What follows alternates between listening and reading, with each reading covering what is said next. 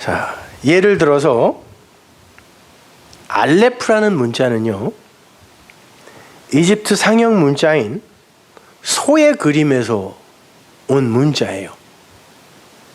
어떻게 뒤집어 주는지 보세요. 하나님이 그때 인간들에게 가장 필요한 가축이 소였어요. 농사할 때도 필요하고 물건을 옮길 때도 필요하고 에너지원이었어요. 인간들이 살아갈 수 있는 힘이었단 말이에요. 힘. 그래서 인간들이 그 소라는 글자를 맨 처음 만들어서 썼어. 이거 소야. 이거 소. 우리를 살게 하는 거야. 우리를 도와주는 거야. 이렇게. 근데 그 소가 쓸 때마다 이렇게 소를 하나씩 그려야 되니까 너무 복잡하잖아요. 그래서 얼마 있다가 소 머리만 그렸어요. 그러면 머리만 그려도 그냥 소인 줄 알아요. 뿔 이렇게 하늘로 달려있는 어떤 머리, 소 이렇게 썼어요. 이렇게 환유되는 거예요. 그렇게. 요걸로 전체를 모형하는 걸로 하자. 이걸 환유라고 하잖아. 그렇게 축약됐단 말이에요. 근데 그렇게 그 소 전체 그림이 머리라는 걸로 환유가 되고 그 머리가 나중에는 소의 그 머리의 형태를 벗어나서 그냥 이런 상태가 됐어요. 기호화된 거죠. 근데 이렇게 보면은 계속 그걸 변천 과정을 알고 사용했던 사람들은 소 이렇게 알았단 말이에요. 근데 그렇게 된 이유가 뭐냐면 문자의 역사를 살펴보면요. 그렇게 그림 문자가 상을 버리기 시작한 게 BC 1300 그 어간이에요. 그때가 언제입니까? 모세가 시내산에서 십계명 돌판을 받았던 때예요. 왜 그랬을까요? 하나님이 십계명에서 뭐라 그랬어요? 너희는 너희를 위하여 짐승이나 새나 물고기 같은 거 새기지 말아라 그랬죠? 근데 문자들이 당시에는 다 뭐였어요? 그것들을 새겨놓은 거였단 말이에요. 그러니까 이 사람들이 그걸 상을 버리기 시작한 거예요. 하나님의 명령에 의해서 문자가 그렇게 된 거예요. 그리고는 그 알레프라는 문자가 이렇게 돼버렸어요. 하늘로 뿔이 향해 있는 그런 모습. 그 소는 힘의 상징, 생존 수단, 운송 에너지 이런 거를 상징하는 거예요. 인간 생존에 없어서는 안 될 그러한 생명의 원동력. 오죽하면 이집트 사람들의 그 태양신 라의 땅적 현현이 소였어요.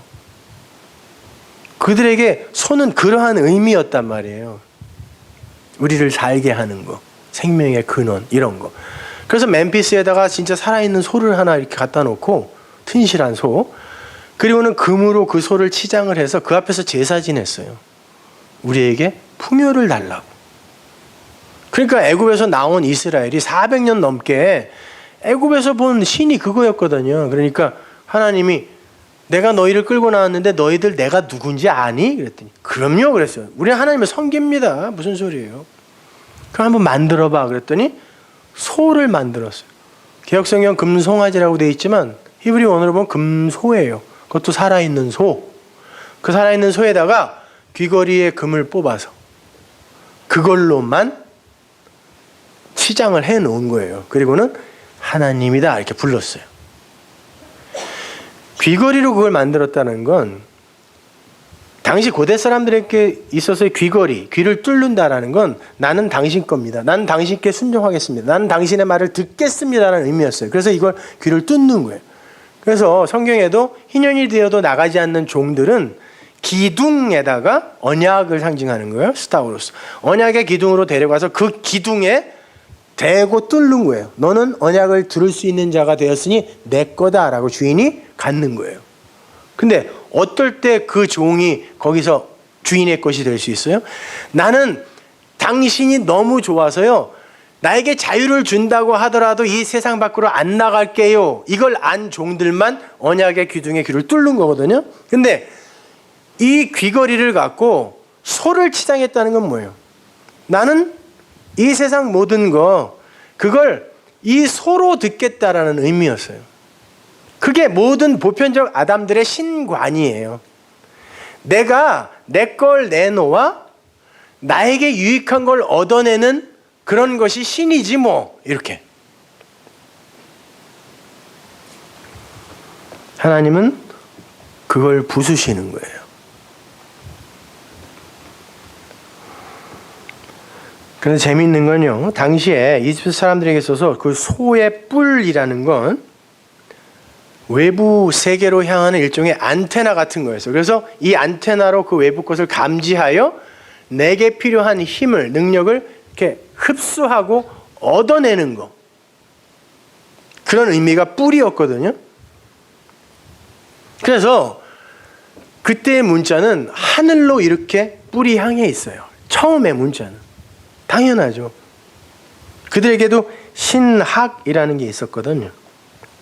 인간들이 자기들은 확실하게 알 수 없는 어떤 신의 존재를 향하여 초월적 경외를 나타낸 거예요. 처음에는요. 거기에서 오는 거지.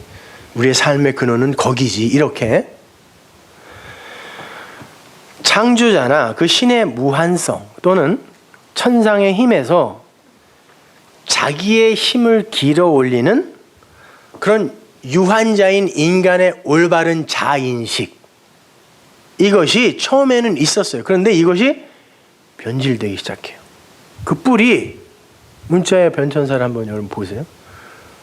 알파벳 소문자 A는 어디로 뿔이 향해 있죠? 옆으로 돌아가 있습니다. 이렇게. 소문자. 원래 이렇게 돼 있던 게 뿔이 옆으로 가요. 알레프도 뿔이 옆으로 이렇게 가 있어요. 살다 보니까 기도를 해도 개뿔이나 뭐 도와주는 것 같지도 않고 거기서 내 힘이나 생명의 근원이 오는 것 같지 않다. 그러면 어디서 얻어야 돼? 이 세상과 나와의 관계, 사람과 사람 사이의 이 관계, 여기에서 내 에너지를 길어 올려야지 돌아가는 거예요. 이렇게. 결국에는 이 문자가 땅으로 향하게 됩니다. 이렇게. 흙에서 온 나, 내가 신이지. 나에게서 내가 마음 먹는 거에 따라 나는 잘 될 수도 있고 흥할 수도 있고 망할 수도 있고 하는 거야. 내 열심이지 뭐, 내 노력이지 뭐, 이리로 가는 거예요. 땅에다가 신을 향했던 이 촉수 같은 이 안테나가 땅을 딛고서는 인간의 발이 되어버리는 거예요. 보세요. 인간은 그런 존재라는 것입니다. 하나님의 은혜가 없으면 살 수 없는 그런 존재가 이 피조물이 기고만장해서 결국에는 내가 하나님이야 라고 우기게 되는, 이것이 피조물의 실체이며 한계라는 거예요. 문자 하나의 변천사가 그걸 다 보여준다니까요. 그럼에도 불구하고 하나님이 그러시는 거죠. 그래, 너희는 그렇게 가는 거야. 그렇게 세상을 향해, 아니 너 자신을 향해 그 힘의 근원, 그 안테나를 뻗을 수밖에 없는 존재가 너희지만 니들이 소라고 생각하는 그 힘, 그건 나에게서 나오는 거야. 그 소가 나야. 내가 너희를 구원할 거야 라고 해서 첫 자로 그 단어를 주시는 거예요. 근데 성경에 보면 그 단어가 처음으로 나오질 않고 두 번째 자, 베타, B부터 나와요. 왜?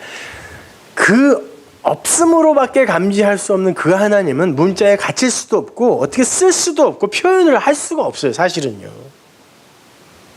그냥 그분을 이거라고 하자라고 우리가 약속한 거지, 그분은 책에 문자에 갇힐 수가 없다니까요. 그래서 하나님이 뭘 주냐면 성전, 세상이라는 걸 주시는 거예요.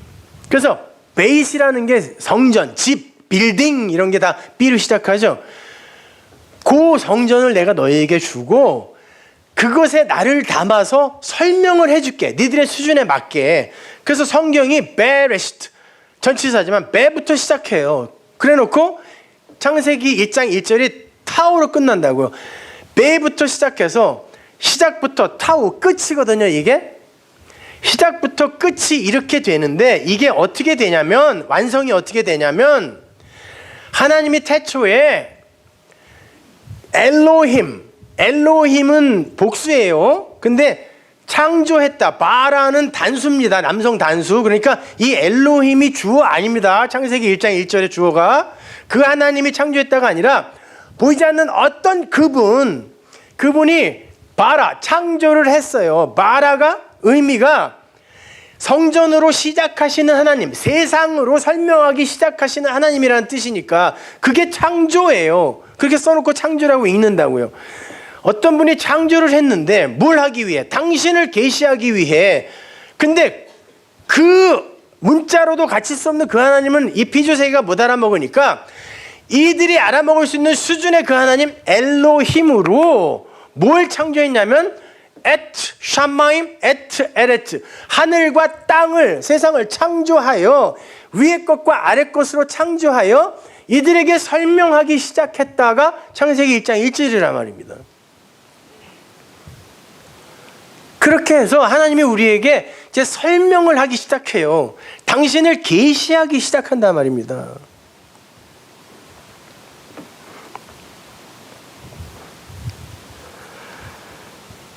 그러니까 이렇게 문자 하나, 단어 하나, 문장 하나 그것들의 변형 과정이나 변천사, 내용들 이런 거를 공부를 해보면 그 문자 하나, 단어 하나, 문장 하나에 성경 전체가 다 들어가 있어요. 인간이 누구이며 그럼에도 불구하고 그 인간들을 향한 하나님의 사랑은 얼마나 큰 것인가가 문자 하나에도 다 들어가 있다니까요.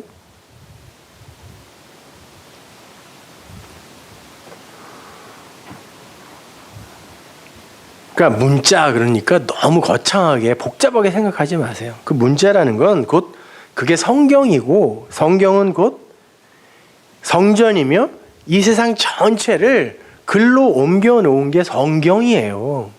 그래서 성경을 통하여 세상을 알고 세상을 통하여 성경을 알 수 있다니까요. 둘은 똑같이 다 진리를 담고 있는 것이기 때문에 그래요.